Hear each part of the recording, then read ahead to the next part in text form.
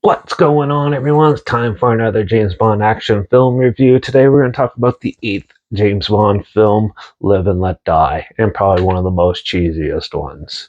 Released by MGM January 1st, 1973, and is directed by Guy Hamilton, who did the very good James Bond film Goldfinger. He also did go on to do The Man with the Golden Gun, and he also did like the previous one I just reviewed, Diamonds Are Forever. But he also did other films like Evil Under the Sun.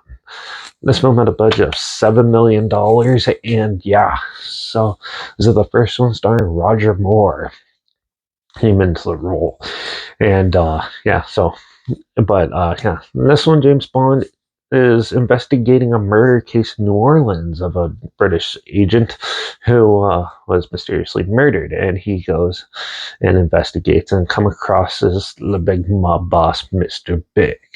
So this is actually a pretty cool like murder mystery style one, and here it has a lot of cool imagery and stuff with this one with like voodoo-ish sort of looks and stuff, and all the mystique of New Orleans is captured it in this, at least 70s style from the 70s. So yeah.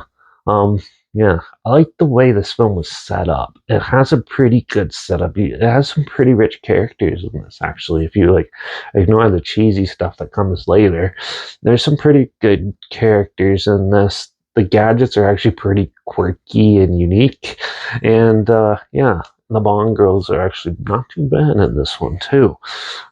Yeah, the villains are pretty quirky too and stuff. It's kind of a little cheesiest to see these people, but yeah, it was definitely an odd time for the James Bond franchise because Roger Moore, you could tell he's not used to doing this type of stuff yet, and so yeah, he comes off pretty serious in some of them, but also you can sort of tell he's still trying to figure out his spot in the role, and yeah, so it kind of works. The acting is still pretty good in this too. It's actually pretty well done. It's just some of the death scenes and the action scenes is very cheesy, especially the final kill. It's really ridiculous, known for being one of the worst kills in the franchise and stuff. And it's just so funny to see and stuff. It's almost so bad it's good type of scene. And that I don't think it's like super terrible. Obviously, I've seen way worse movies and stuff than this. So, yeah, I still thought it was a pretty good, fun, sort of like adventurous type ones. It kind of focuses more on like the New Orleans aesthetic a lot, and it's kind of a little odd that way. But it might not be for everyone though, because yeah, just how ridiculous it gets and stuff like that. And it didn't seem like they're taking it too filmmakers are taking it too seriously at this point. So it was very kind of sluggish in certain scenes. It wasn't like fast paced action or anything like that. So yeah, I still had a good time watching it, and I still thought it was amusing. So I'm gonna give Live and Let Die a three out of five. It's decent enough. It's not as good. Diamonds Are Forever was a little bit better, but yeah, it was just still fun and stuff. It's also known to be one of the worst ones in the franchise, but I don't know. We'll see about that. So yeah, but still, Live and Let Die is not as bad as most people are saying, I thought. So yeah, if you want to check it out, I'm not sure where it's streaming or anything, so I'll link the trailer at least down below so you can see that down there. See what I'm talking about down there. Also, link down below is my Instagram, so I post clips of films I'm going to review in the future on my stories. You put the film title in there and some fun fact or history thing in there as well.